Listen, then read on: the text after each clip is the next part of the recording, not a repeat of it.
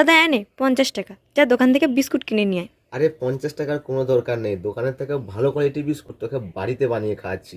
তো বাড়িতে বিস্কুট বানানোর জন্য প্রথমে আমি নিয়ে নিয়েছি 2 চামচের মতো ঘি আর 40 গ্রামের মতো চিনির পাউডার।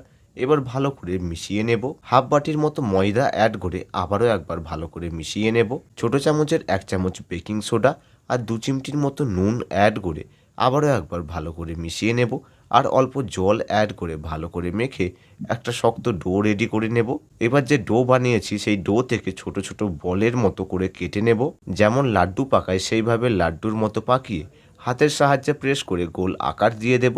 আর এক এক করে বেকিং ট্রেতে সাজিয়ে নেব।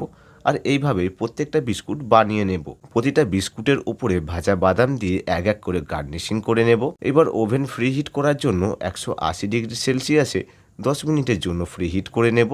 আর বিস্কুট বেকিং করার জন্য 180 ডিগ্রি সেলসিয়াসে 25 মিনিটের মতো বেকিং করে নেব। বিস্কুটগুলো বেকিং হয়ে যাওয়ার পর কিন্তু গরম থাকবে, কিছুক্ষণ ঠান্ডা করে নেব। আর ঠান্ডা হয়ে গেলেই তৈরি হয়ে যাবে বেকারির মতো বাদাম বিস্কুট। আর এইভাবে বিস্কুট বানালে কিন্তু মনেই হবে না এই বিস্কুটগুলো বাড়িতে বানানো না দোকান থেকে কেনা। এবার খেয়ে বলতো কেমন হয়েছে।